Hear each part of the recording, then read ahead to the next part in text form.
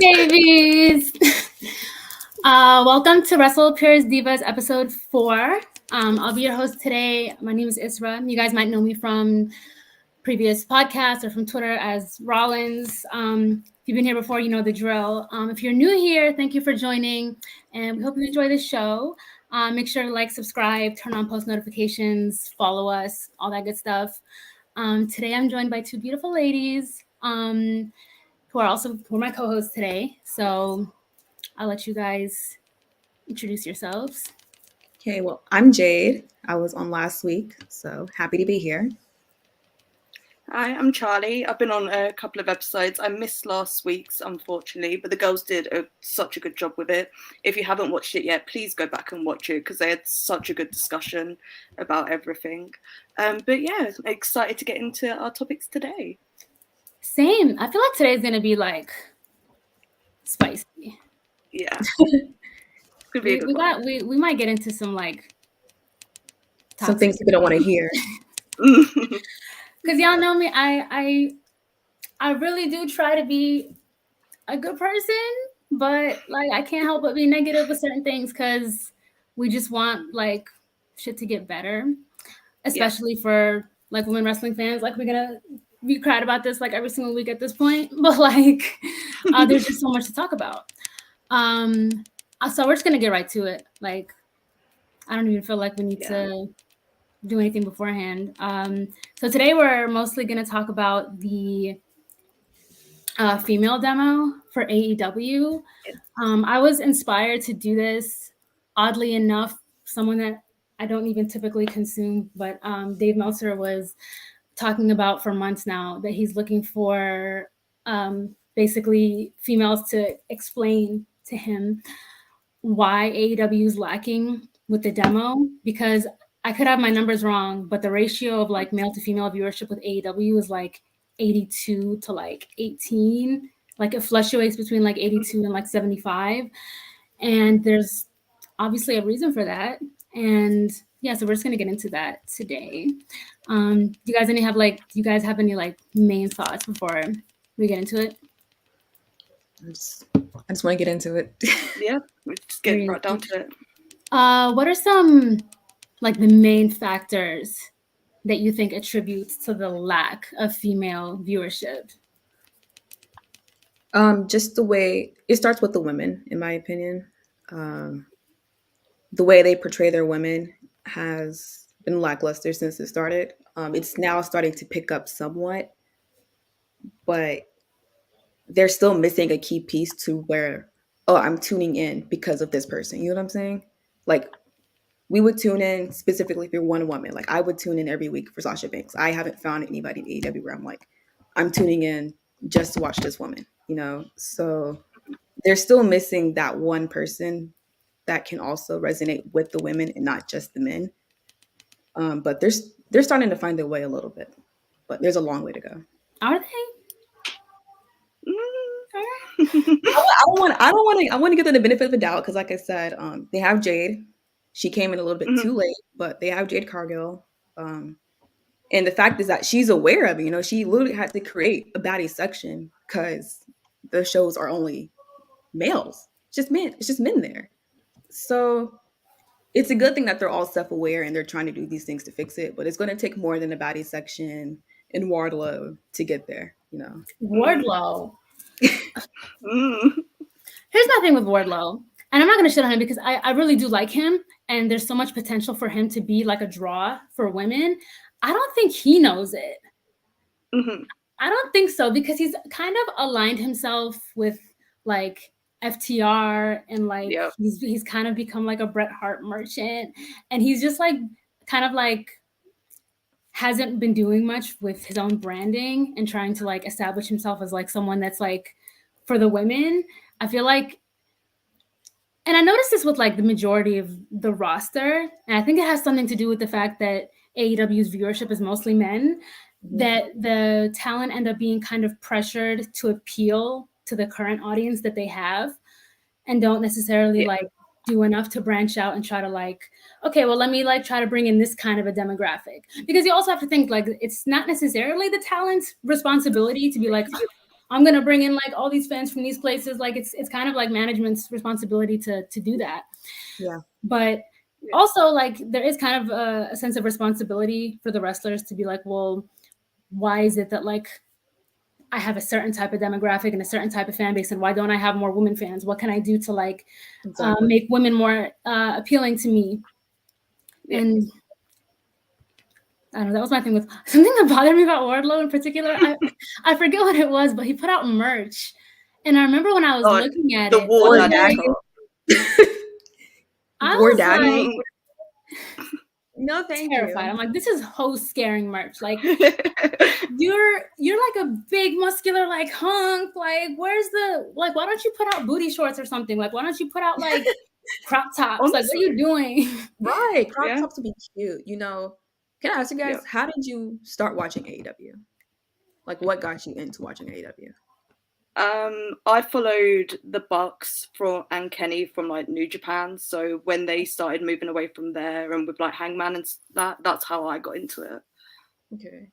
See, me, I was one of the girls who didn't want to give AEW a chance because I just saw it as a bunch of guys who only just want to wrestle. Like there's no story going on. The hardcores. Yeah. So I didn't start watching AEW until April. And the reason why I even started watching was because of Hook.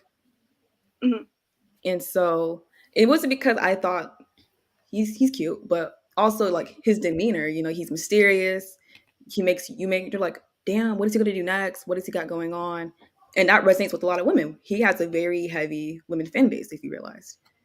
And so I think that having these types of wrestlers actually, let's say, like maybe resonate with women, because women love men who are mysterious. I do, personally, I do. But I think they should try to get in touch with that, because like we haven't really seen much of Hook a lot. So I think we should touch more into that, and I think that would help out the women's a lot. Yeah. Israel, I agree. Also with Hook, he's pretty young, so I feel like more younger girls, because he's not my flavor. I like a grown, like a DILF. But I feel like with like teenage girls, like I feel like they would like him. 100%. But then if you're me and you like a DILF, like you got Hangman, he's on there. Yeah. That was the thing. Like when I had attempted to get into AEW, I forget which show it was. I think it was like All Out in like 2020. I'm so bad with dates. I'm sorry. Someone's probably watching this and it's like, was there even an All Out at 2020? I don't know. I'm so sorry. But it was a long ass time ago. It was, yeah. And I remember thinking like, first of all, I really enjoyed Hangman. He was the first wrestler that I fucked with. And also Eddie Kingston because he's cool. And I like Moxley because I love Dean Ambrose from The Shield. Mm-hmm. And so it was like originally them three. But then like for some reason I felt like the show altogether, it was very hectic. And I thought personally, especially coming from WWE, which a lot of women wrestling fans originally consumed WWE, going from that and then watching AEW, you kind of like get a little overstimulated. Exactly.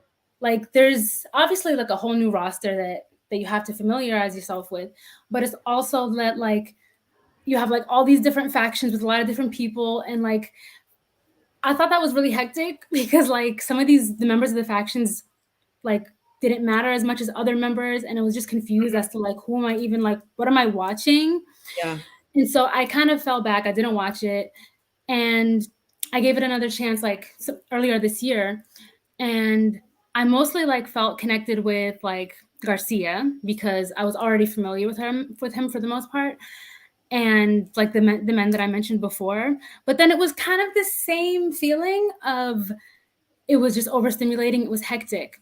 But when I started watching AEW, that was around my God, what was the show they did with MJPW? Forbidden Door.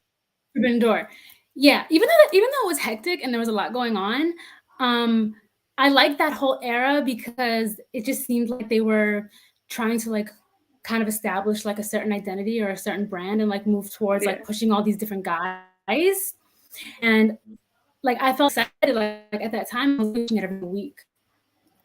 And I don't know what happened recently, but I felt like it's kind of the same as the way I was bitching about Triple H of like inconsistent booking and a lot of the familiar faces that I was really liking. It's like I'm seeing them less on TV. Like Hook is on TV less. Yeah. Garcia's doing the same JAS program for months now, and nothing fresh, nothing new. There's no new feuds in that regard. It's like there's a connect because I've already developed a connection with a lot of the wrestlers, and then a disconnect because I feel like the booking is really hectic and inconsistent, and they're not pushing everyone that I feel like they should be pushing. I don't know. Yeah, you're right about it being hectic because like sometimes they'll just like completely stop storylines, and WWE is guilty of that too. But like, there's been many storylines where I was like, okay, why'd you do that? Like the whole what really still bothers me, but Daniel Garcia being completely like taken out the picture with the whole Sammy Guevara and Chris Jericho, that stuff really bothered me because like it's like they just completely replaced him with Sammy for no reason. And that really bothered me because I was actually interested in that storyline. Just give me a second. It's all good. But yeah, like Jade was saying, like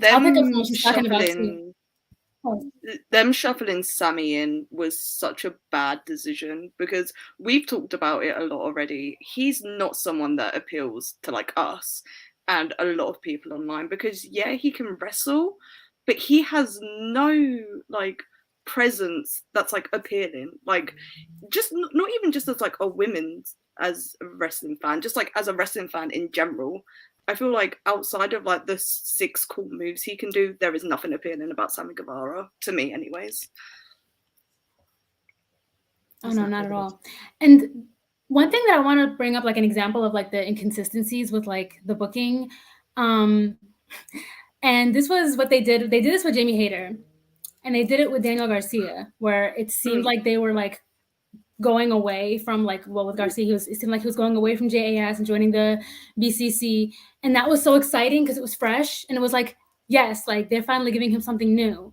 And then they completely like hit the reverse Uno on that and sent him back. And it's like, well, this whole buildup in this storyline, it was so compelling up until this point, and now we're just back at square one. Yeah. And it's like they did the same thing with Jamie, and it seems like they're finally getting Jamie and Britt to like start feuding. Because like they had her like pull away from Britt, and then Saraya came back, so then they had her join Britt again. It was like, and it's like, what? Like they just don't want to move forward with a lot of the storylines. And is it true, Charlie? You probably know more than I do. Is it true they don't have a writing team?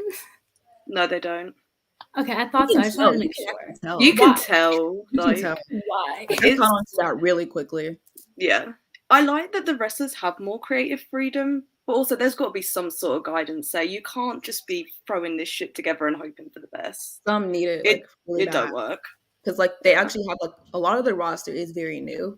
So you're throwing these new guys into an environment where they have to improvise, basically. And not a lot of them are like Jon Moxley who can improvise, or Chris Jericho. They can't do that. And it's very obvious. You can see it in their segments. And it just doesn't look natural at all. So we got a super chat from Bam, $5. Thank you, Bam. We love you over here. Oh shit, my laptop is telling me to restart. No, don't do that. Okay, he said, do y'all believe the AEW program heels, if promoted more, could help bring in more females into AEW? Keep up the great work, ladies. Thank you again. I don't know anything about it. I don't know anything about the heels stuff. AEW programs heels promoted more? What does that mean? The only way I think they can actually promote like a female audience is by starting with having a top girl. And I mean, they had it with Britt Baker. The thing with Britt Baker is that like she wasn't for the girls, in my opinion. She wasn't. She was seen as one of the guys. You know, she came out talking about the Steelers and wearing Jordans every week. I don't care about that. Like, you know what I'm saying? Yeah. And then you have women in WWE who every new generation there's a top woman where everybody's gonna love them. You know, like we have Sasha, we have Bianca, we had AJ Lee, we had the Bellas, and you're failing to get that with AEW women. It's not because they don't have it; it's because they haven't showed any care to create that. And so when they finally got it with Jade, it's like they kind of fumbled with that, but also it's just like they're inconsistent with her too, you know? And so it just starts with knowing the women audience. And I don't think they knew that from the start, and that's not completely their fault. Because keep in mind, people who would resonate with Britt Baker are the ones who are genuine wrestling fans. So like I thought Britt Baker was cool because I was like, oh, she can cut a promo. You know, I was like, nobody's thinking, oh, I like her because she can talk. You know what I'm saying?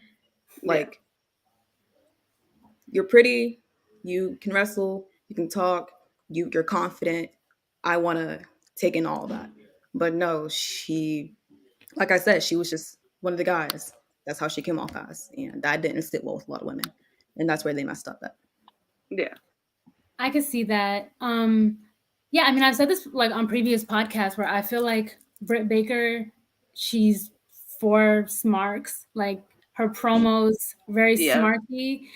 And it's like, who are you trying to impress? The AEW audience is mostly men. Like, you don't, what is this accomplishing? Yeah. But she's also very polarizing just because she can talk and she knows how to piss you off. And I think that she just takes advantage of that. Yeah. But it's not compelling. Like, it's not a compelling character. It's not interesting. It doesn't make her seem like any better of a talent or any better on the mic, because clearly she can go on the mic. It's just, is the content good? Like, yeah.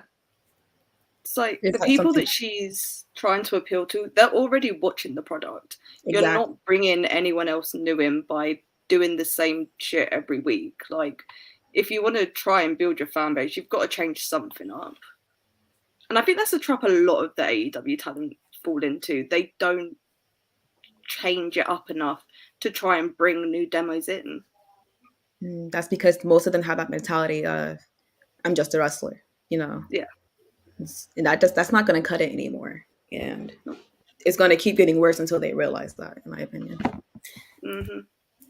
But that's kind of like the consequence of kind of giving the wrestlers the power to fully dictate their promo style. And don't get me wrong, like, because I feel like this is going to like probably like upset some people, because it's like, well, we like that there's no writing. I kind of disagree to a degree, because the writing team is there to kind of give you guidance and help you figure out how to speak, because not every single wrestler coming from the indies or whatever promotion AEW picked them up from taught them how to be a good talker. A lot of wrestlers, I think, in that regard, are kind of lazy. Like, they think that talent speaks for itself, and to a degree, sure, but there's other factors that go into making you a compelling character and a fun to watch wrestler. So when you think like, oh, promos don't really matter, like, oh, presentation doesn't really matter, it's just the talent, and then like they don't work on themselves enough. And so it makes it worse when there's like no writing team to help them and guide them. And it's not like AEW has a performance center, like, don't beat me up, but like, it's not like they have like a team that's going to teach them how to act. Yeah. So like that kind of puts more pressure on the wrestlers to kind of figure it out on their own. And that's just not going to cut it when you're a franchise and when you're a big show that you are at this point. And that was my thing in the most recent podcast that we did, where I was saying, like, when I was ranting about them name dropping WWE, you're belittling yourself by like saying like, oh, well, we're the other company. Don't be the other company. I don't turn on the other company so that I could hear you talking about how you're the other fucking company. I want you to have your own identity and your own marker of like what makes you amazing. And we have that with the talent. Like, we have such a stacked roster with so many incredible guys and girls that are like fun to watch in the ring. But then for some reason, the aura, it's like, I'm one of those people where like I'm an old head in the way where I feel like wrestling should make you feel something. Yeah. You know, again, don't fight me, but it's like, I want wrestling to make me feel something when I'm watching it. So when you're kind of disregarding like compelling stories and good writing, it takes away from the magic that could happen in the ring. 100%. And also, like, there's been opportunities where they could have had that kind of outcome where they had like an audience kind of emotional over a storyline, but like Yeah. An example of that was MJF versus Wardlow. Had the whole entire airplane stuff, him leaving, if that not had it happen, I would have been very emotional for Wardlow. You know, like he finally got his win. He's finally assigned to the company. I would have loved that, you know, but like it got ruined. So it's also just like, it's not just like what we see on TV, but it's also backstage that's also affecting it too with the people. Yeah. So there's been many opportunities where we could have just all just been in and happy for a wrestler, and it just didn't happen due to unfortunate circumstances. Yeah. Yeah, exactly. But the thing is, like, with guys like MJF and Jericho and Mox in them, like, they already are amazing at talking. So it's like they're able to get themselves over. And, like, some people just got it and some people don't. So I'm not saying that our writing team is just going to magically make everyone a great promo, because some people just got it. Like, MJF, like, I'm not the biggest fan of MJF, but he could talk. Like, he just got it. Moxley, he's always been a great talker. Yeah. We just got a super chat from our biggest fan, well, our second biggest fan after Bam. Thank you for this money. We appreciate you very much. Thank you. Like, I thought I saw another super chat. Yeah. Does anyone, hard editing side, does anyone wrestle peers subscribe to AEW heels? Should they be trying to get more of a non-hardcore fan base like that? Similar to the Totally Respect. Okay. I haven't heard of that. Okay, I actually wanted to mention this. So, like, I think the reason why we had like such a successful era with women, consistently having women in WWE be top, like at the top, is because we also see beyond just them being their character. Yeah. Like, when I tell you there were so many people, like, I know from school and stuff that knew the Bella Twins and AJ Lee and like Naomi and all of them from Total Divas, and it transpired into them watching WWE. That makes a big difference. Like, Total Divas is the reason why WWE has a demographic for women as heavy. So I think, like you said, like, it can't just be solely wrestling. It can't just be catering to one audience. You have to put yourself out there to go get an audience. You can't just do it being on AEW every single week. Yeah. And not to mention, they're going to hate me for this, but like, they don't showcase their women like that. Like, they really do. They don't. So like, how am I supposed to sit here? You want me to sit here through a 2-hour show for one women's match and possibly a segment that probably won't even mean anything in 2 weeks? Yeah.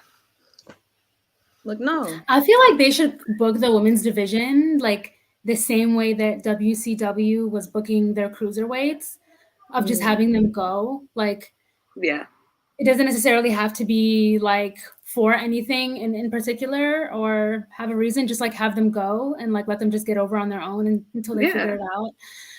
And we said this like last week too about like WWE. It's like a kind of similar case of just have them go. Like, it doesn't have to be for any particular thing.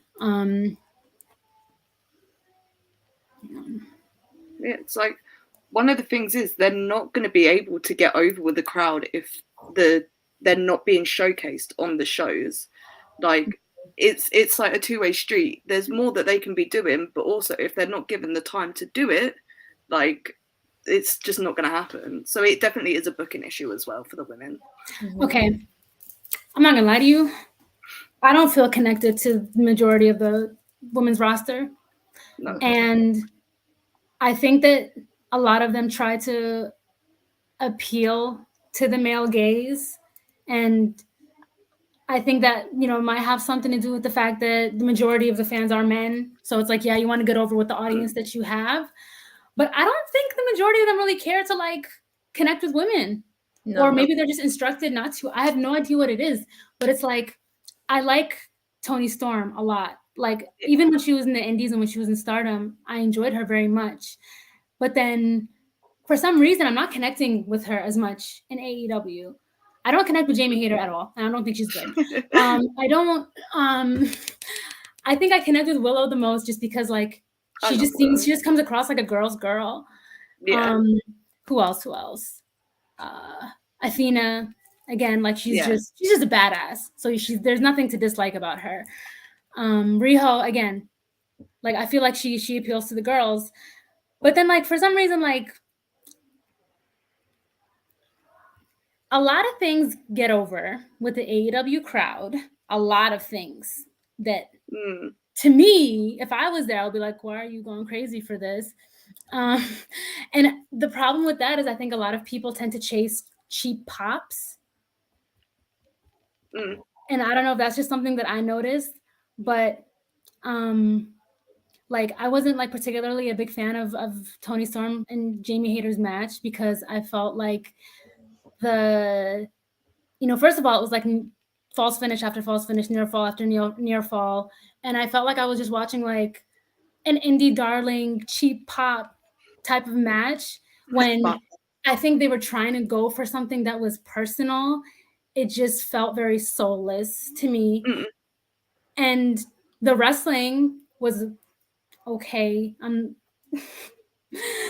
I just wasn't really feeling it. If I was to give like a full review, I think people would be really mad at me.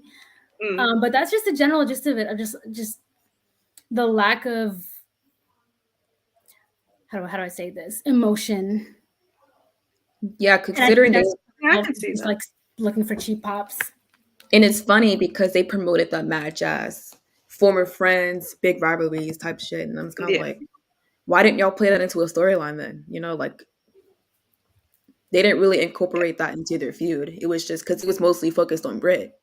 So yeah, they had a good match, but it didn't feel like it mattered, and that's a consistent problem with AEW pay-per-views. They'll have these feuds, but they don't treat them like they matter. If that makes sense. Yeah. So especially with the women, they did a very good job, though. I will say they did a good job with Nyla and Jade. That felt like it mattered. Was the match good? No, but but I still felt like the match mattered because they built it up for so long, and it actually had. It was a good story. It was different, like we haven't seen something like that, so I liked it. Monty, we have another super chat. I can barely see. I don't have my glasses on.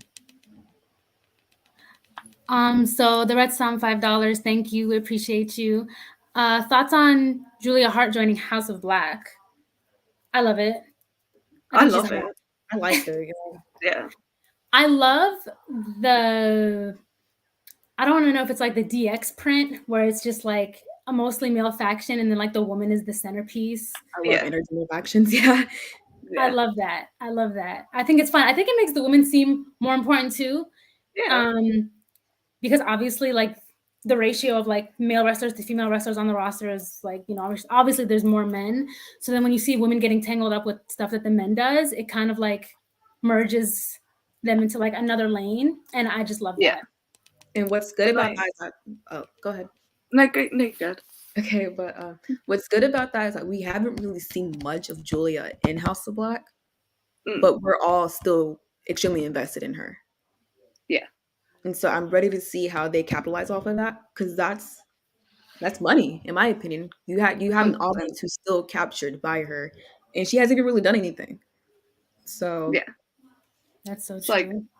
Like the little time that they've had like on TV, because obviously they were all off for a bit. Like I like the fact that she has been involved with what they've been going on. Like she took that crazy table bump that looked rough. And like that's something I remember, like in her time in House of Black, and like she's been getting involved, and it's not just that we've put a woman with them, so the faction's a little bit different. They're actually doing stuff with her, like, and it's getting over with the crowd. People love Julia, and they make her feel important too. She's always the center of anything they do. She's always the center, so I like that. Yeah.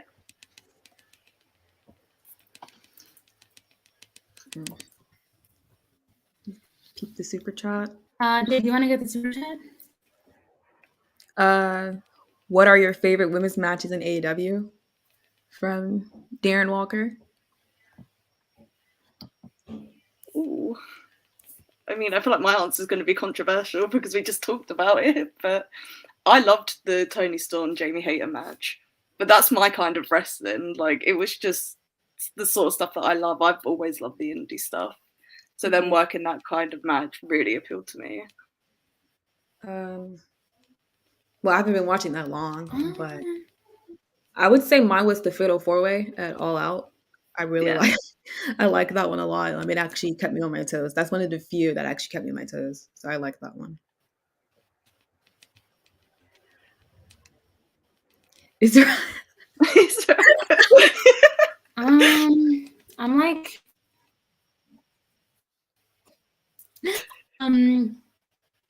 oh my god, there was this one match that I really liked. It was Riho and Nyla Rose. Y'all remember? It's a Y'all good remember one. when that match was? Yeah, Let me yeah, Google yeah. when it was. But that's just the first thing that comes like out the top of my head because like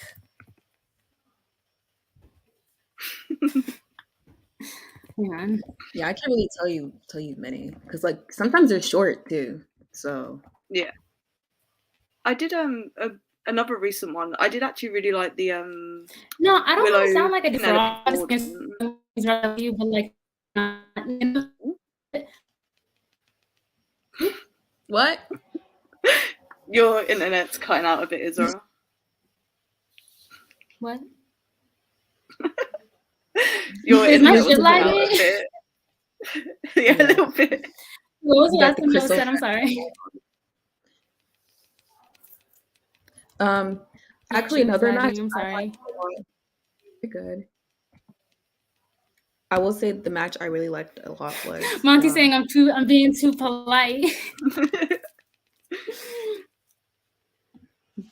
but Willow and Jamie on Rampage, I believe it was a couple months ago. Yeah. That was really good. That was a really good match.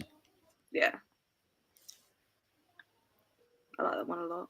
I have such bad memory. I'll remember a good performance from one of the women wrestlers like in AEW, but like I won't remember what the match was because you impress me, and the other person will be getting carried. Like I've seen like Riho performances that I loved, Willow performances that I loved. I don't remember who they wrestled, and that's just probably because I have like ADHD brain, where it's like oh, I think I'll forget about it. But like I have like recollection of like their portions of the match. I just couldn't tell you when it was. Yeah. No, I'm I get not what you being mean. polite. I just have bad memory.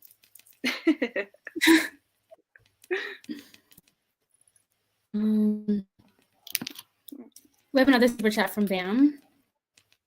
Bam. Absolute legend.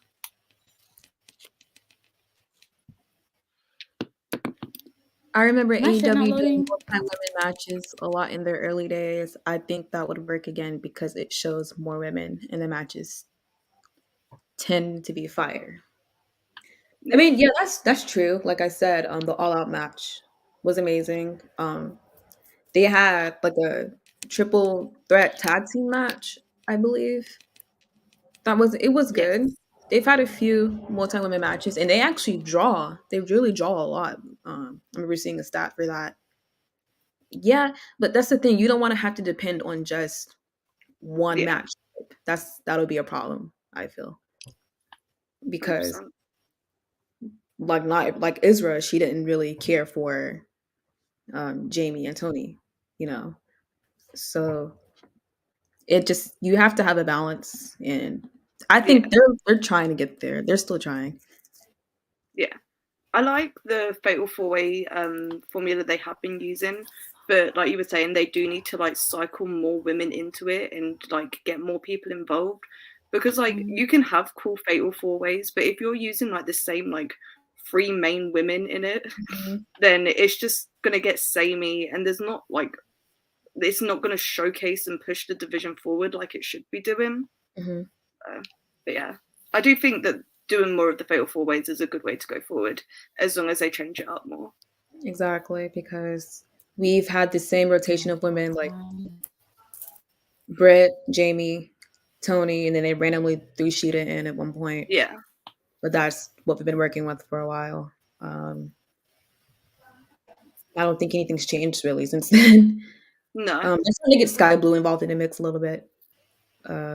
But I could not tell you who I picture Jamie facing in her next two like feuds, like pay-per-view matches. I couldn't tell you who. No. It's like the next one with Jamie's we've lost Israel. The next one with Jamie's probably going to be Brit because it looks like they're finally going to be doing the split. But it's like going back to what we said with the booking, it's just I'm not invested in it anymore because of they teased it so much and they're just going back to something they should have done like 6 months ago. Like even back at Forbidden Door, like they've just waited too long for this to like for me to care. They missed the opportunity to go full force with it at All Out because 100%. that's when Jamie really, really was like at her peak of being over it. Well, she not her peak, Yeah. but from since then till now, that was when she was at like her top. And had they actually let her go through with all of that, she'd probably be at a way bigger. Like her winning would have been way more emotional than it already was. Oh, 100%. So the thing with, and also the thing with that is that they basically recycled a storyline. You know, we had them becoming buddy again, while also having Daniel Garcia turn on Bryan Danielson. So it's just kind of like, wow, I didn't see that coming. You know, so it didn't really, it really hurt them in the end because now people are just kind of like, okay, she's gonna turn on her, obviously. When? Yeah, it's like they're gonna have to do something big for it to actually like matter. Because it's like we can all see it coming, them just doing all these false finishes with it. It's just like stop dragging it out. And that's just a problem with AEW in general. We've talked about this so much on different episodes of the pods. Like they just drag shit out so long and it's so unnecessary. It's very unnecessary. Like the whole, I mean, it worked out in the long run, but the whole Julia Hart stuff that was dragged out for too long. And I think it was going on even before I started watching. So that we're talking about maybe like 3 months, maybe more than that. Yeah, that's insane. And you got to keep in mind, you have to keep people's attention. I have a very low attention span. It's horrible.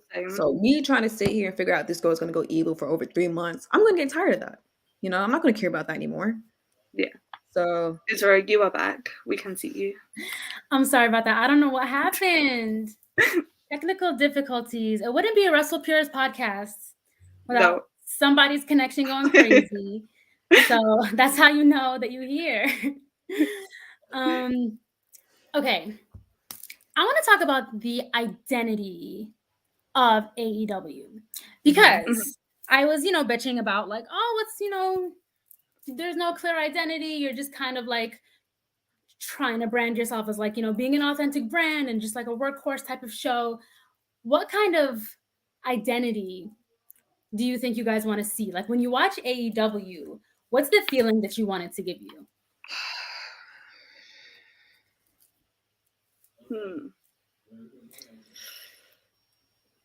Just something different, because at the moment it's like, I don't know, it's like I love all the like indie work rate matches and them appealing to like the hardcore fans, because I've been watching wrestling consistently since I was like 4 or 5 years old. So like it's something that I've always been invested in.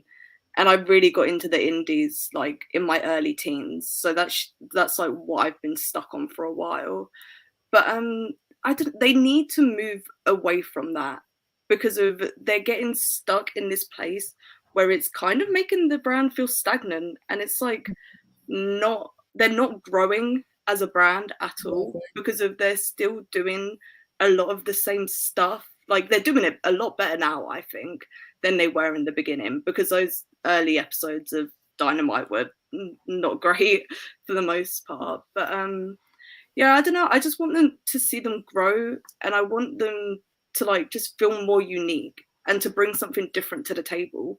Because if I wanted indie stuff, I'd watch the indies. Like, do you get what I'm saying? Like, there just doesn't, there's not like something there for me personally, other than like the Elite, but that's all different stuff. Like, it's like, do you get what I mean? There's just not like an overarching branding that like really appeals to me. And I think the reasoning why they haven't done that is because they don't want to stray away from what they promised to give us. Does that make sense? And also they have a roster that's so heavily influenced by work rate. Yeah. Like their top guys they're just work rate guys, like they don't care to put on a gimmick or have these emotional storylines and stuff like that. And that's kind of a problem. That's why you need to kind of switch up your top guys a little bit. So you can have a balance between the guys who, they're willing to put in a gimmick. They're willing to act their ass off in a storyline, you know? But I think that's also a problem. They just have these people who they're fine with being stagnant. You know, they're fine with the complacency of just being strictly indie work matches, and that's not gonna do anything for them. So they need to switch it up a little bit in terms of storytelling and in terms of the wrestlers. Yeah. I think there needs to be diversity. And when I say diversity, I don't just mean, you know, have Black people and Hispanic people and Muslims and whoever the hell else. I love that too. And I feel like there is a pretty good, you know, solid group of diverse wrestlers in that regard. I want to see diversity in the people that are working with each other. Like, I would love to see someone that's just like, you know, like, you know, just like a cut and dry, like sympathetic baby face with like this edgelord, or like maybe someone that's just going to terrorize the fuck out of somebody else. I don't know, like somebody who's like, where are the theatrics? Because everyone does work rate, and that's like perfectly fine. I mean, that's part of the identity of AEW. I want people to just turn it up, because WCW was a work rate show, and it had really solid superstars. Like, you know, WWE was always a part of pop culture. Everyone was wearing a freaking NWO shirt. Everyone was feeling the top guys that were in WCW. That show literally like became its own thing. Like, yeah, like they also kind of fell victim of the whole like, oh well, they literally did a whole war, you know, being the other company type thing. But at least they had a war. They made it spicy. But like with AEW, like I really want to see them like use the talent that they have already and just like crack them out. Like literally just put like you can't just have Jericho and Moxley and Danielson put everyone under their wing. They can't be everybody daddy. Like you need to have like people that's like, well, I want to be put on. I want to be the main guy. Like fuck this group shit. I'm not trying to be part of no group project. I'm trying to be the top guy.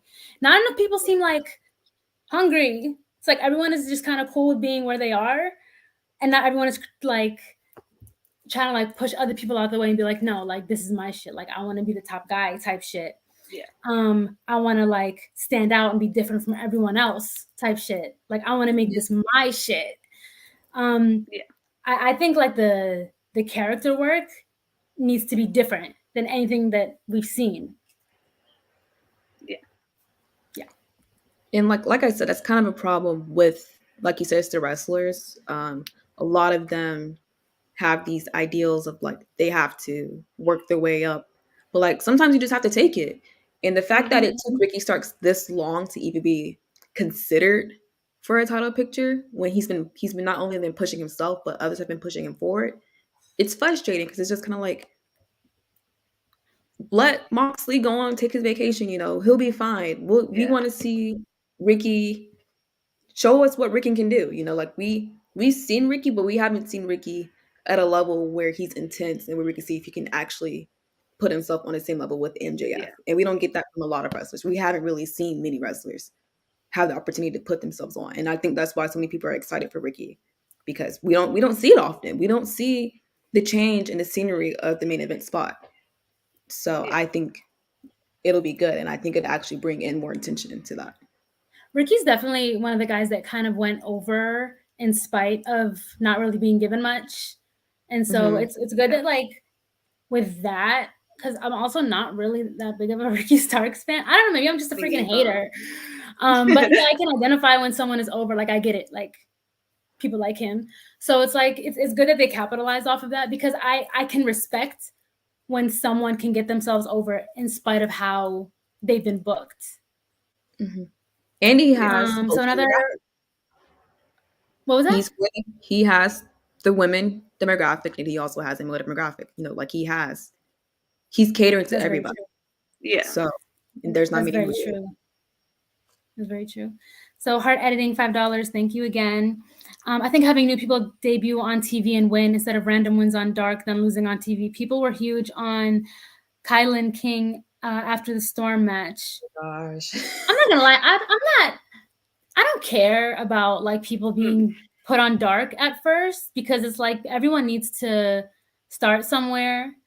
I don't think that like someone that's a superstar and solidified should be on Dark. Like, don't get me Yeah. wrong. But like, I don't mind that certain people get put on Dark first, because it's like it kind of does introduce people to them to a certain degree.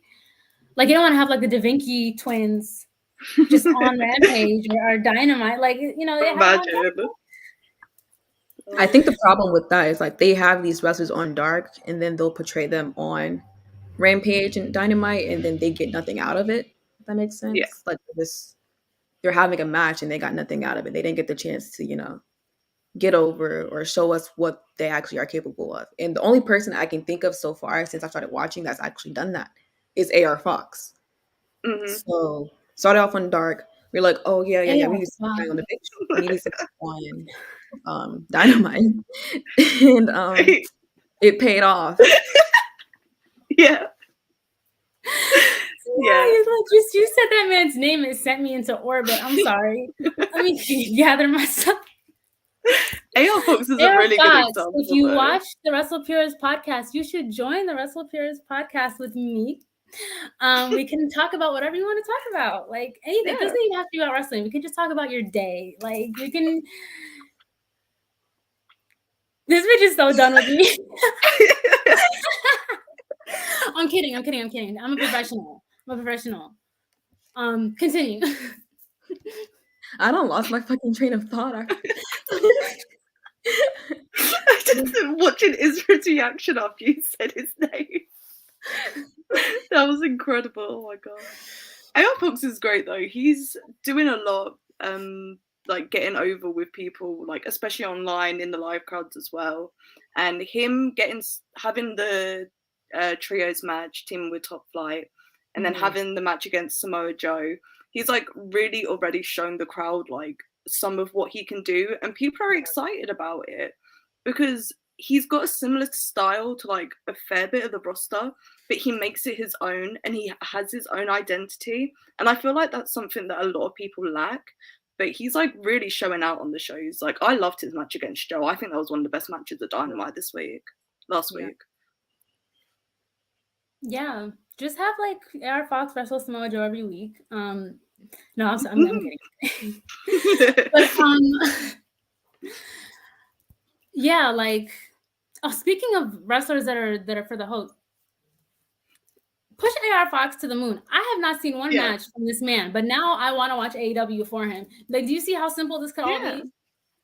Because he's so smooth. Like anything he does is like really smooth, and I really like that. So like, push him to the moon. You know, whether like put him in the TNT title picture, whatever, and I'll eat it up.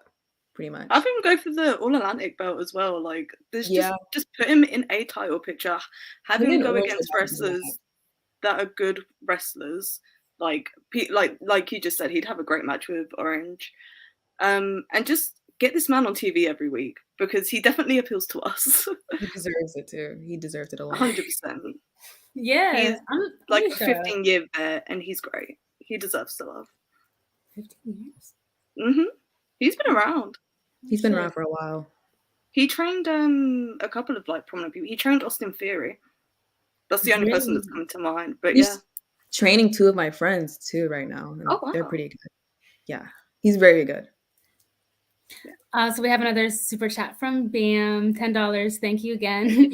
It's weird because it's like I believe majority of top wrestlers can do the storylines and work rate stuff. Feels like their mid card have more problem balancing character and work rate stuff. I agree. I think they're desperate to be on TV, like you know. So they're trying to get their shit in, you know. So it's you got to have it balanced though. You're not gonna get the audience you want doing that. Yeah, I think they should just do more of the mid card belts, just like have them be exchanged on TV, or to like have them defended. I mean, on TV, not necessarily just exchanged, but like defend the mid card belts on TV. Because as a Wheeler Yuta hater, I really enjoyed the match with Garcia because it was on TV. They did a title exchange. Danielson came out and he put the belt on Garcia. That's like such a like all-timer like moment like that was like on TV because it was special and it was like it felt like it was like a main event pay-per-view type of feel. And it was so special that like it didn't matter if you even knew who these two guys were. Exactly. Like you just had to watch the match and see for yourself, and it was solid. You could tell them to have really good chemistry. You could tell them to have history together, and they know what they're doing. But that was months ago, and I would like to see other opponents for the ROH Pure Champion. Yeah. Because we've seen it so many times. Like, you know, let's and like they've teased it. They've teased storylines with the Pure Championship. They never followed up with it. Like I thought we were gonna get Garcia versus Moriarty, and that never happened. You know. Yeah. So, instead, we're getting a match with him and Yuta again for whatever reason. It sucks because they had a beautiful ending, like you said, from their last match. And I thought that should have been it. That should have been it. Because it was beautiful and it felt like it was a chapter closing. But they're dragging it on for whatever reason. Because I feel like they could have just did the typical like rematch and then kept it at that. But like the story just kept, not even the story, just like the feud just kept lingering. When it's like the mid-card belts, I feel like it should just be boom, boom, boom, boom, boom. Lee Moriarty, we have Hook, we have spitball a bunch of other people in the main event that could go for the belt right now. And I feel like they're scared to do that. I feel like they're scared to give us these matchups. They don't want to. They're scared to give us Daniel Garcia versus Hook. You know, they don't want to. Yeah. They don't want to tap into these possibilities, and it's very frustrating because sometimes you gotta say fuck it. There's plenty of times where they should have just went ahead and be like, okay, we're gonna give it a shot. Like there is no reason why the Acclaim shouldn't have won at All Out. I'm sorry, I would have. Yeah. I would have called it audible. That's just me. But sometimes you just got to be like, all right, we're gonna give it a shot, and Hook can't just be chilling on Rampage every week, taking on jobbers in 10-minute matches or less. You know, like it's been like what, a year now? He's been doing this, something like that. Yeah, I don't or I'm just not moved by the whole win-loss tracking shit that they do. Yeah, it doesn't really mean anything. Doesn't mean anything. It's kind of like how they did the rankings and stuff. Like the rankings meant nothing. Yeah. So like he's winning against all these jobbers in matches that are not memorable so that he could build credibility to have a title match that he could potentially lose. Just write him in a title match that he's going to lose. Let him like whatever, like get his shit off and put him on a bigger stage.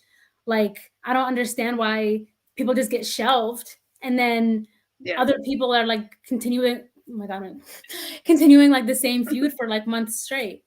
Like, it's just like for the viewer, I feel like it's just like frustrating. It's like, well, what's the point of watching this week if last week you were doing the exact same thing? Yeah. It's like with Hook, I feel like he's at a point where they've done enough of these jobber matches. We know what he can do. We know he can go. Start putting him against formidable like opponents. Like, give me Hook versus Daniel Garcia. Give me Hook versus Yuta. Give me Hook against people like Takeshita and Bandito. Give me Hook versus Samoa Joe. Honestly, like, just give me Hook against people that actually feel like a threat. They're kind of dipping into it because they did do Hook versus Moriarty the other week. So they're kind of upping it a bit, but a year's too long. It's too long. We know what he can do.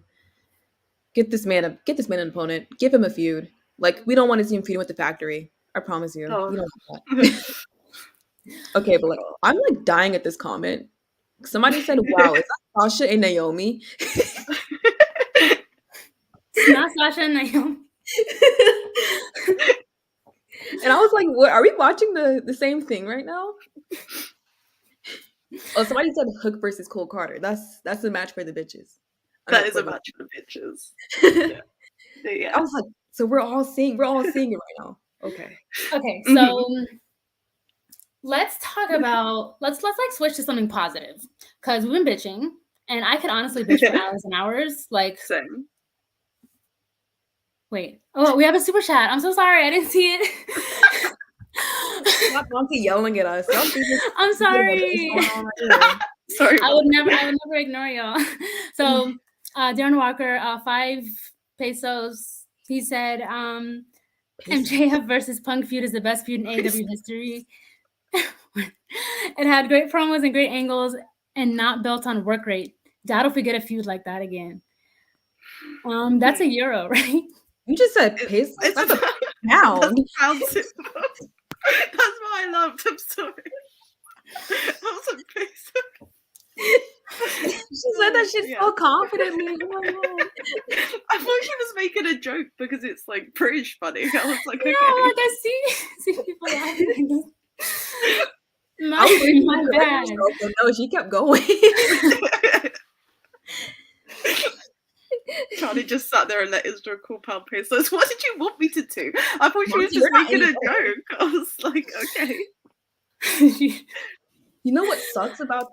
I literally started watching AEW like kind of like right after the MJF and Punk feud, and I freaking hate it because just by like highlights alone, I can tell it was like an amazing feud, and I'm just like, I'm waiting for Tony to get the fucking HBO deal because I need to rewatch it. Like I want to watch it so bad. There's so many feuds I really want to watch. Like I want to like watch the Pinnacle. I want to watch the whole. I want to watch Hangman and Kenny's little time together. I want to watch all of that. You know, like I want to go way back.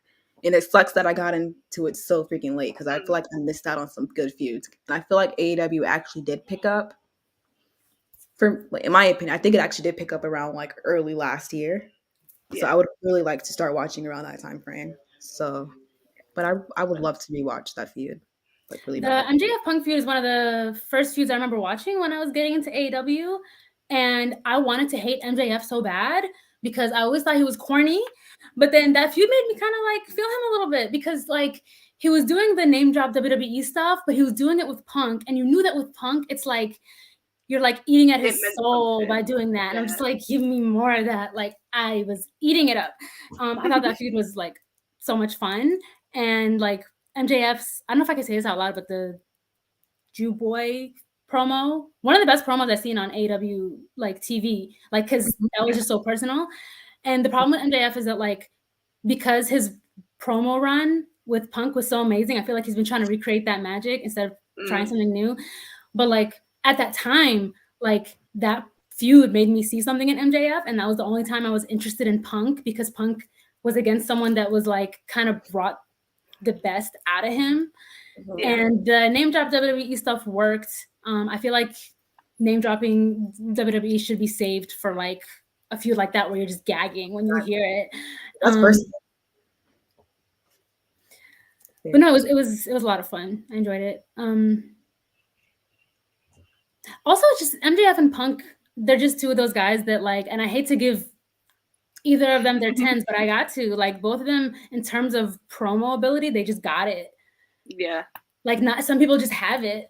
And you know, they those are two wrestlers that like they don't necessarily need like a writing team to put something up, like just let them cook. Yeah. Not everyone could do that. And like not I everyone said, could recreate that magic. Yeah, and like I only seen like highlights and bits and pieces of it, but like even when watching it, you can tell that there was a story form. Like the centerpiece of that entire feud was little MJF taking a picture with CM Punk. So you can tell like that picture alone, oh shit, this is about to be some deep stuff. So I want more stuff like that. You know, I want them to make things personal. Like we haven't really had a feud where it felt personal since I've started watching. Like I really haven't. Jericho and Eddie felt kind of personal. Yes. I thought that shit was lagging. No.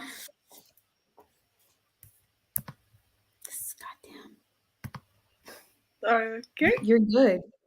We can hear you. Oh, what's up? My shit is so cracked out today. I'm sorry. No, because I'm like looking at the screen and it kept like lagging. No, you're good. So it's just me then. I apologize. What are some showings in AEW that you guys have seen that just had you so hooked and that you felt like you want more of that? I'm like thinking about that right now. Hook. Yeah. Okay. I was really big on Team Taz, and it sucks that I got into them right before they broke up. So But I was really big on them as a team because like their tag matches with like the Jungle Express and what's the other team? The Young Bucks. Like I was all in on that. That match was amazing to me. So like all the people that I've got into was very like short run for me. So I can't really give like an exact answer of that. But my answer would be Hook probably.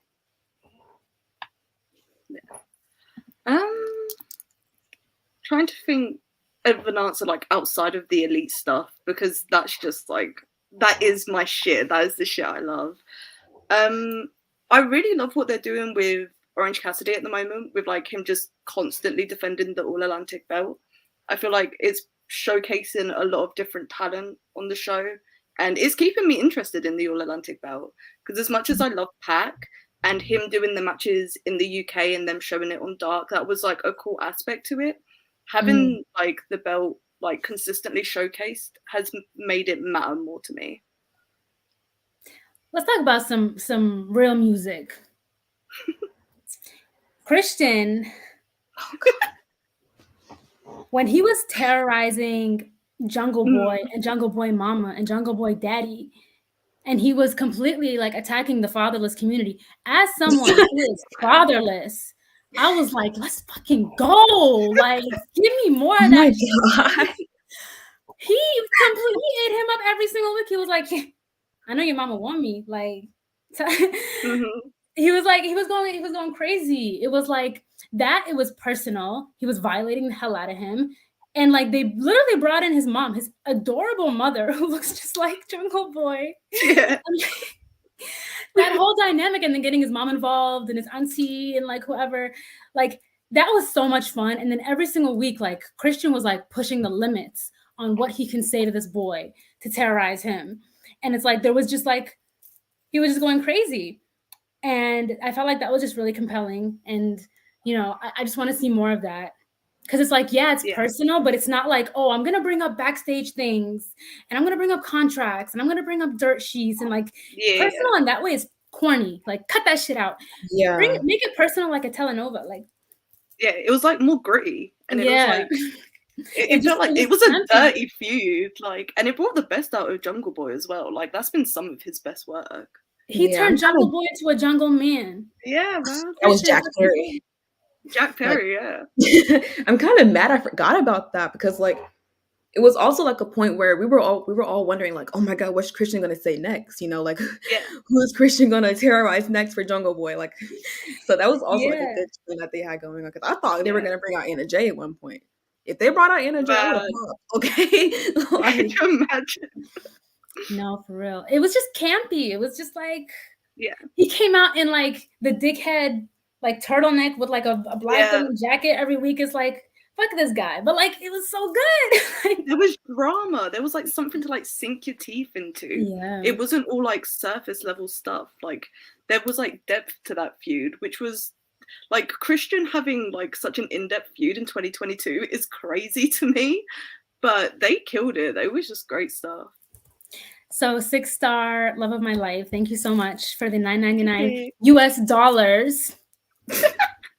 Much love to you all. Keep up the great work. Russell Pure's Divas is greater than oxygen. No, for real. We got to come up with a fan base name. If y'all want to like put ideas in the group chat. Are they not the Divas division?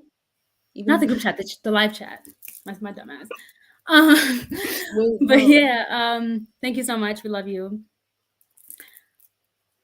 Ban said $5. I think a big problem with AEW booking is Tony Khan fears to give losses to people, but I believe you can still build people with losses every once in a while.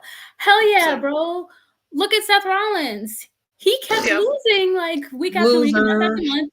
And like, no, because the more he was losing, the more he was getting over. It was reverse psychology. It was like they unintentionally babyfaced him. And I know this is supposed to be AEW, but fuck it. My name is literally Rollins. They unintentionally babyfaced him because it's like he kept losing, even though like in the storylines, like, yeah, it would make sense for the heel to lose in this situation, da-da-da. But in doing that, they made the crowd like want to see him win. So when he won the United States Championship, it was so special because it's like we haven't seen that in a couple of years at that point. And people were going crazy. I was at the Barclays when it happened. And that's why I wanted to end my life when he lost it. How could they give that to me and then take it for like it? Me and Seth Mhm. Rollins are so oppressed. But back to what Bam was saying, yeah, losses don't affect them. Like they kind of made No. up like their own imaginary system of wins and losses mattering, and give, you know, the more wins you have, the more opportunities you have. No, the more you matter, the more clout you have, the better you're doing on screen. That's how you should be put into big matches. Even if you Yeah. lose, it's like who gives a fuck? Like if you lose but you're still over and your character is still good, you're having good matches, then the losses shouldn't matter. Like wrestling is still, Yeah. it's still And sports also, entertainment. what kills me about the whole win-loss thing is the people that they lose to are people that matter. So Yeah. like you're losing to people that matter in the company. You're not getting any type of repercussions for it, you know. Like Yeah. somebody like Jericho, did he lose? He lost to who did he lose to that was big? Mm. Did he lose to Danielson? Yeah, I think he lost to Danielson Yeah. once. So like he loses to like these big names, and then now he's champion, you know. So it's just kind of like Yeah. I think losing to bigger names should cause more for them losing like useless matches on Dark or something like that, you know. 100%. Oh, 100%. And then also it will give credibility to the person that you're wrestling. Like give Hook wins that matter against people that matter, not just these like random ass jobbers that like I never heard of. Exactly. Yeah. It's Treat it like an actual sport. Like sports, if yeah. you're like if somebody like in the NBA, like let's say like the Warriors lost to Orlando Magic, that's gonna actually matter. You know, like whoa, like why is this team, you know, you're this good and you're losing to somebody like this. But that can happen in AEW, they'll look like whatever, you know. Yeah. Or let's say because like anybody Hooks wrestled, they haven't had any credibility, like you said. The only one that not even Lee Moriarty has any credibility because we haven't seen much from him, which I hope they dig into that because you know. Yeah. But I'm looking at some of these records and like I can't name any like out the top of my head, but like they'll have so many like wins and barely any losses, and I'll be sitting there and I'm just like, I'm not seeing them lose on TV. I'm just like, where are dude, they? like Anna Jay's record, I was like, she's like farming these wins on Dark, man. Like Yeah. They industry planting these wins, bro. Let's talk about it. What are these industry plant stats like? It's just they like how the numbers look, but if the numbers don't mean anything, then why should I care? It's like you're putting up these little stats on the screen every week, and that's cute and all, but who have they beat that's noticeable? Like, or even who have they lost that's like noticeable? Like, I don't exactly. And I then don't like care about the stats. they'll implement like the tag and the trios records and stuff like that. I was kind of like, It's like stupid. who did like maybe they beat somebody worth noting in those trios and tag matches, but they got nothing out of it, you know? Like Yeah. I think Tony got pinned in one of the trios matches and like nothing really came out of it really. Yeah.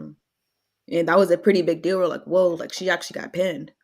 So they don't really it doesn't really do anything for anybody in my opinion. No. It's just there to be there. It's So look good. we got another super chat, 199 from Mad King 1984. What does WrestlePeers Divas think about Eddie Kingston? I like his theme. It's great. I love Eddie. You sneak this in Eddie Kingston? Me? No, I like his theme. I like his theme. No. I thought you were saying you just like his theme. I was about to be like, Oh my God. He's okay. I haven't really Isra, back it up. I haven't really paid too much attention to him enough outside of the whole his feud with Jericho Appreciation Society.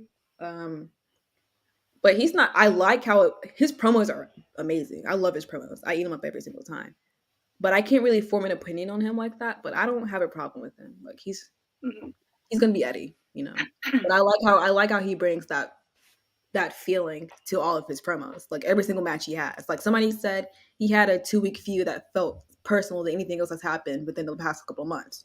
And not many wrestlers can do that. He's able to do that. So I give him credit for that. I love Eddie Kingston. He's a badass. Yeah. He's one of those guys that like he can play himself on TV because in real life he's him. Like he just naturally knows how to like put on good matches. Knows how to talk. He looks cool. I don't even care that he's fat. Like, he's that dope that I'm not gonna body shame him because anybody else that calls Eddie Kingston fat, they're gonna have to see me. Like, he's not even the only one that's gonna be beating your ass. Cause like, leave him alone. Like, that man doesn't do nothing to nobody. Like, I feel like he's like really unproblematic and he does his job very well. So it's like, get off him. Fat shame. I don't know. I'm trying to think about who don't fat shame anybody. Oh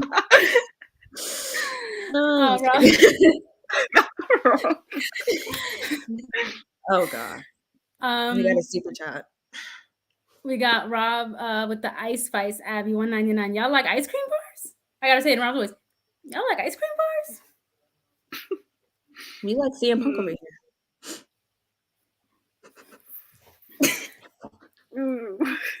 I'm not moved by ice cream bars personally.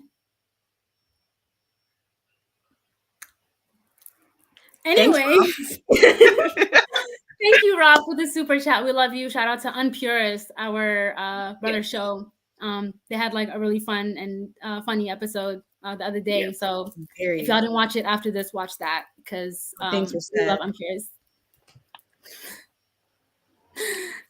Rob, change that profile picture. Like, get him off the screen. Like, I really want Tony Khan to watch this. Yeah. I mean, he's gonna hate Wrestle Purists, but I feel like it's all love because we're watching it and we're supporting it every week. And it's like at the end of the day, like we just want obviously like we want like your female demo to go up. I want to be able to watch it and like, you know, enjoy it every week. And it's like, give the ladies what we want, Tony Khan. Yeah. You don't like women? Show me you like women.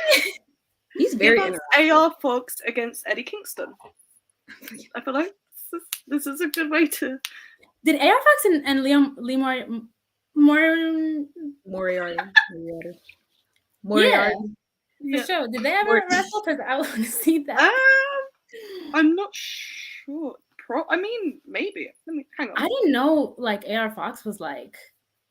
He's been around on the scene for a while. That's crazy. I need to culture myself. AR Fox, I'm so sorry. I would watch this match against. If I knew.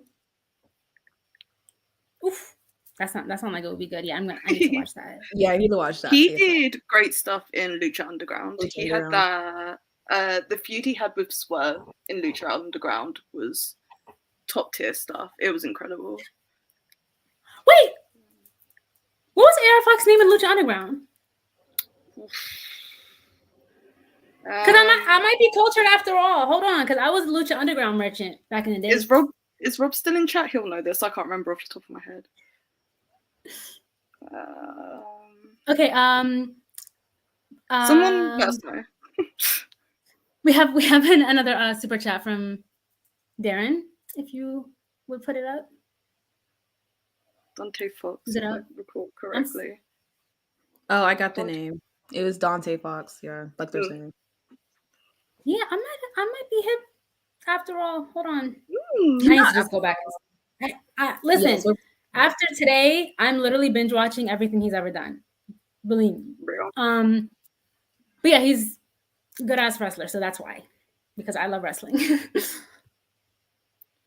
Put up the super chat from Darren Walker. What would Isra do to Sammy after he fat shamed Eddie? I grabbed that motherfucker by his cockatoo ass haircut.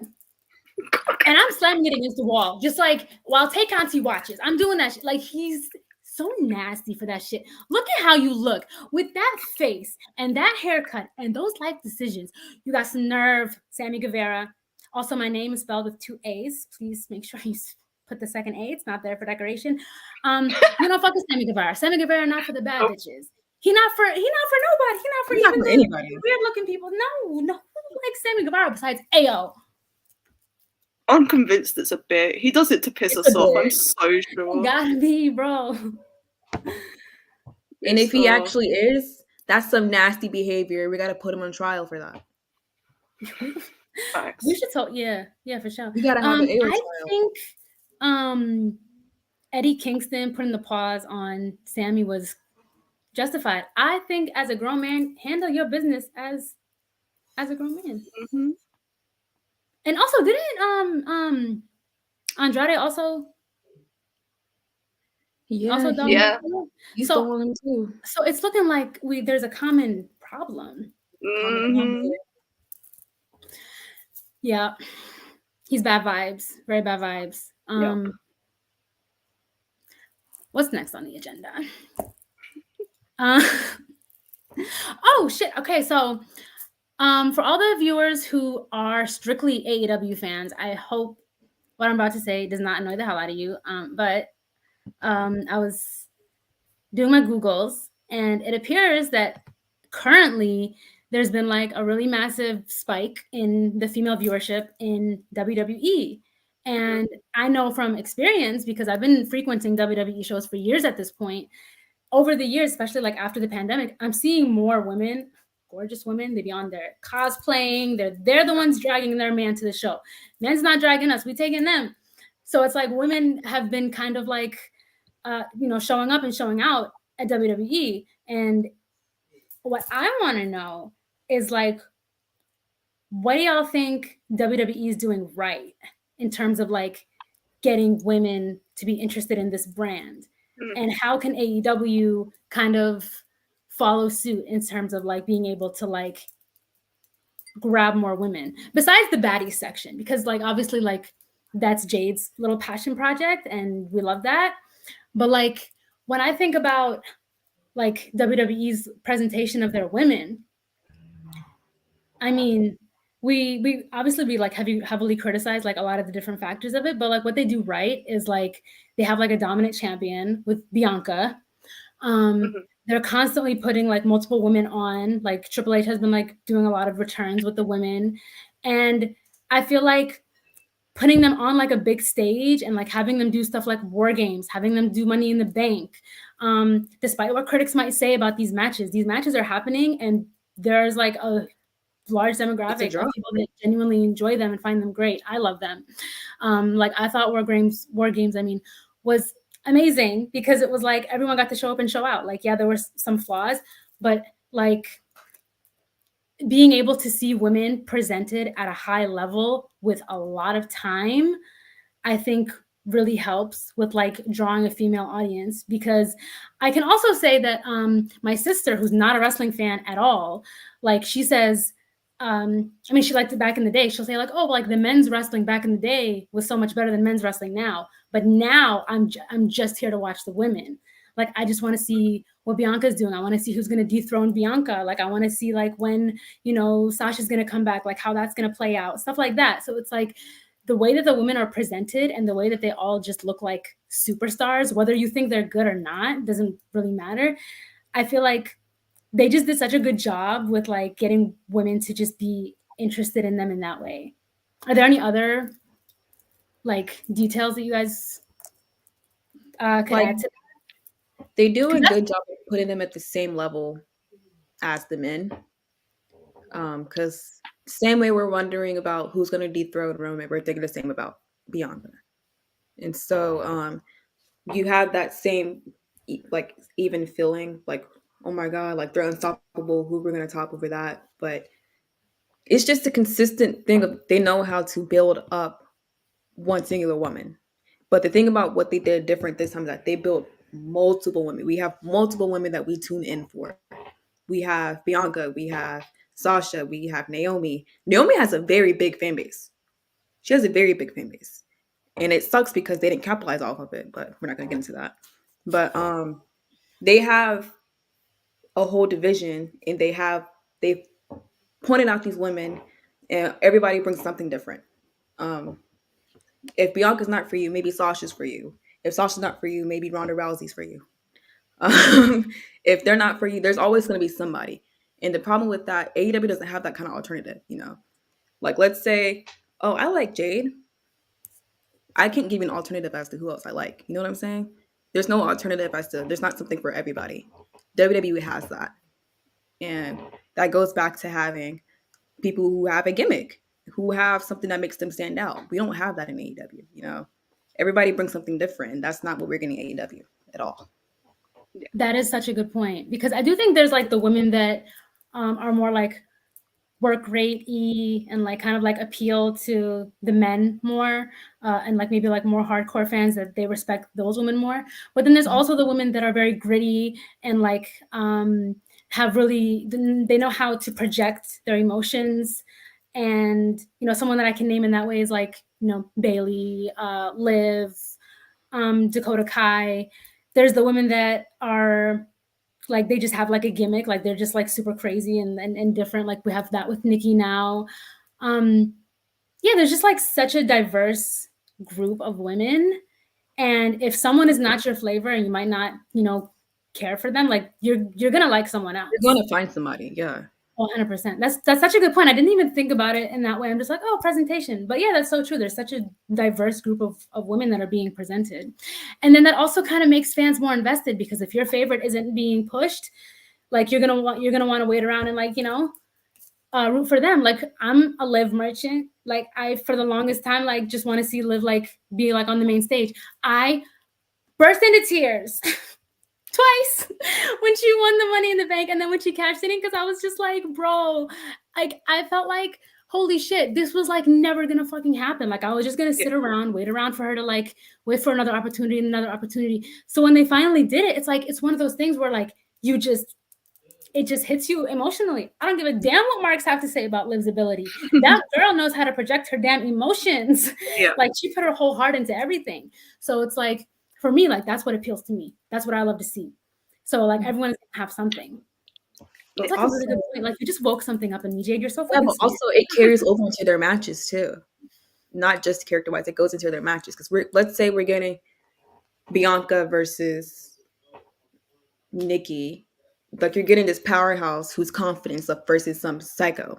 Like you're getting these different matchups, not just because they wrestle different, but because they're polar opposites from each other. So how would that affect in the ring? You know what I'm saying? So it goes beyond just their in-ring talent and their character. It all meshes together, because you're going to want to see them, because like what's going to happen, like what I'm saying, like what's going to happen with these two going together. So that's why I see 100%. And then like people are going to be, and there's the demographic of people that are like waiting around for Sasha and Naomi to come back. Or like if they don't come back, they're still going to be like, oh, well, they're going to come back this week. They're going to come back this pay-per-view. And it's like, keep dreaming, but keep watching. Like that's what's keeping you invested. Because like, and I think WWE is taking advantage of that, because like, I don't think they're coming back. But they will not tell us that they're released. They won't tell us anything. And they're leading these people on. They've led them on for like what, 7 months now? Yeah, something like that. And it's still been consistent views, because people are holding onto that hope that they're gonna pop up. It's smart, but it's fucked up. So, I mean, whatever works for the demographic, but oh yeah, Ripley. Charlie, do you want to get the super chat? Yeah, Heart Editing, it's $5. Just a note, even WoW had their like last episode at 70% viewership as women, averaging 258k viewers on the CW. I don't know a lot about WoW, Women of Wrestling, but I know that they have really like secured their women's audience, and they are consistently like one of like the most highly watched programs of women. It's crazy, like the numbers they do. Like they do good stuff over there, I've heard. And I mean, they make it known that their audience is strictly for the women. Yeah. So that helps a lot. And everybody's different. Everybody has their own gimmick going on. Like I said, their whole their name goes into what they portray themselves on TV or whatever. So I think that's what makes it interesting. It's very different from WWE or AEW. Very different. Yeah. Yeah. Thank you, huh? I'm so shook, because like that point that Jade made was like amazing. I'm still thinking about it. I'm like, that's why I love having you on here. You're smart as hell. Like y'all both smart as hell. With WWE, the way they showcase their women, like I'm very vocal in the fact that I don't watch WWE that much. Like I'll watch the pay-per-views and that's about it. But I keep up with what the women are doing, because it's been a lot more interesting than AEW. Like the last 6 months. Like I do think AEW has picked up, but like WWE are putting a light on a lot more women, and it's been a lot more interesting. And they're giving them the gimmick matches. They're giving them interesting stories. Like, they're just doing more with the division, it feels like sometimes. And like they're just showing out more, and like there's more of a spotlight on them. Yeah. And people aren't really a big fan of the whole gimmick pay-per-views and stuff like that. Mm-hmm. But those pay-per-views actually favored the women more than anything. 100%. And I would like to see AEW do that a little bit more. Like, I would love to see some ladder matches. You know, I would love to see all of that. Switch it up. I don't want to keep seeing these one-on-ones. I don't want to see no street fights. I don't want to see any of that. I don't want to see street fights. Are so overdone. So tired. So y'all remember when TNA was like dunking on WWE and like completely like embarrassing them with the way that they were presenting their women because they were having them do ladder matches, and that was just so unheard of at that time. And it was just like, now that's something that's like obviously like it's happening much more often, but like the fact that they kind of were able to do that and be like, yeah, like we can use women in literally any way. Like you can even invent gimmick matches for the women, like ones that WWE might not do, or like ones that maybe are adopted from Japan or from lucha wrestling or anything like that. Like you can totally like, because AEW is influenced a lot by Japanese like pro wrestling and lucha wrestling and stuff like that. Like it's in terms of talent and like ability, it's like it's very diverse. So it's like pull up gimmick matches, like have them do some crazy stuff. It doesn't have to be bloody, but if it is, that's fine too. You know what I mean? I'm so mad. Somebody just said a women's blood and guts matches. Why haven't we got that yet? Yeah. Why is it just the men that are getting them? Like, why haven't we got a women's blood and guts match? It doesn't have to be the men every time. Like, I get why they did it this year, but... And why are we now just getting, like, female-dominant factions? Yeah. Like, they haven't even tried to build towards the possibility of a blood and guts match, because we're now just getting these female factions and stuff. Hi, my cat just came. Like, we need a writer's room. We need a writer's room. Yep. I'm sorry. It's not going to cut it anymore. I'm tired of the awkward segments. I'm tired of the improvising, because not everybody can do that shit. Like, we just get a writer's room. We need more of what you don't want, because it's getting out of hand. I want a women's blood and guts match. I want one. But I don't want it just to say it happened. I want there to be a real story behind it. I want for it to have reason to happen. Make it nitty and gritty. Make it personal. Give the women a good 6-month storyline to build up to it, and it will be fire. It will be great, and that would be something that would bring a lot of people in, and it would showcase the women in a way that AEW are failing to do at the moment. We can see them thrive in environments we never thought we would see them in either. Like, you know, I wouldn't think to see Jade in a blood and guts match. No, like, I would like to hear that. I love that you brought this up, because I totally forgot to even bring this up. But Dave Meltzer, and I hate to like keep referencing him because I don't usually consume his content, but he did inspire this episode. He was guessing, because I'm assuming he doesn't like, you know, have a lot of women telling him what's up. He was guessing that the reason why women aren't connected with AEW is because of the blood. No. So the three of us are here. The three of us are women. Do you guys have anything against blood? No. Only I don't have anything against. I just feel like I don't like it when it's not as natural, I guess you could say, or if it's like done just because. Like, one match, I really hated the amount of blood that I saw. It was the Anarchy in the Arena. And Matt Menard, literally, whole face just red. Like, I couldn't even like focus on. I mean, I focused on the match, but in the back of my mind, I'm like, "Yo, is that man okay?" Like, there's certain matches where I just can't deal with blood. There was a point where there was a blood match every single week on AEW, and I was just like, "Okay, you're bleeding, cool." You know, like it doesn't really mean anything. So I love it personally. I like it, but I get what you mean completely. It's just like, okay, you're like bleeding. I like how I'm gonna say something and then I'm gonna contradict it, but bear with me. I don't think people necessarily bleed for no reason at all, but I love how Moxley bleeds like the first 2 seconds of a match. It's just like so. It's very That's his only gimmick It's is just his blood. character, though. He just really leans into it. Like, he'll take a suplex and then he'll be bleeding. It's like, I don't know how that made you bleed, but I'm into it. All right, Dustin. Yeah, like I feel like I want to see, my boy Seth bloody. I would like to experience more of that. I don't know. I think blood is very sexy. You're But sick. Yeah. I feel like when I say that, I feel like I'm sick. So it's like, I don't know if No, it's just a me problem. No, but like with the Jungle Boy Luchasaurus cage match, like Jungle Boy bled so much, and it made sense because the sort of match it was, but it added a new dynamic for his character because we've never seen him like that, and it was just something new and different and gritty, and I loved it. I thought that was just really added something for that match. Yeah, I don't like it when it feels like it's forced though. Like you can tell when it's forced. And I don't like that. Also, not every wrestler should be blading. No. I'm not gonna speak on like everyone in AEW, but I remember one time in particular.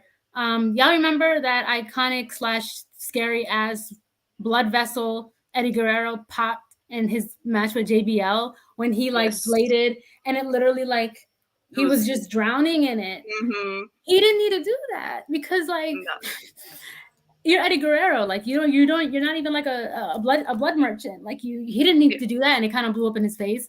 And like I feel like that's a cautionary tale of why blading isn't for everyone. Like if that's not your style and that's not what you do, then don't force it just because you feel like it might add to a match. If you want to own it and like you got it, then do it.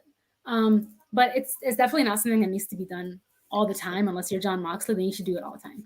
Like why does Eddie and JBL need blood? Like JBL, like poor JBL didn't even know what to do. It was just like, you good, bro? Like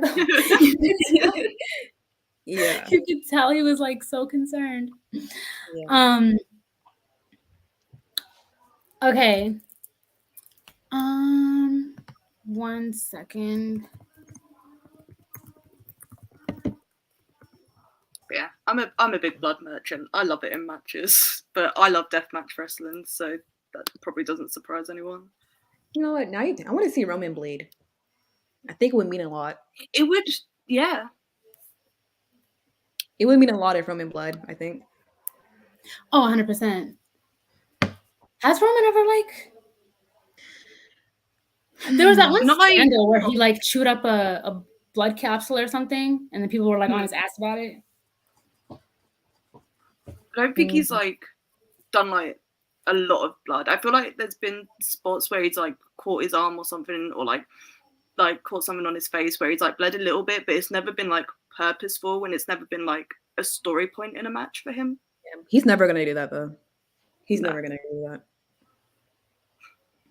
It would be sick though. Okay. Do y'all have any more final thoughts on the getting bad bitches to watch AEW subject? No.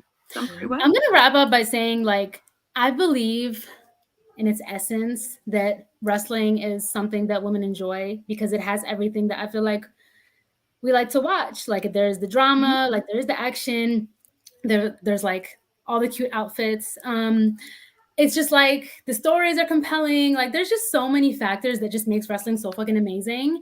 And so the point of this podcast was not to shit on AEW in any way, but to kind of like highlight these points and just say like, yeah, like women love wrestling and we need to see more of that. Like we want to see more content that's for us. And I think that the male audience are still going to enjoy it because they're always going to be here and they will always love AEW because fortunately they've established a core fan base.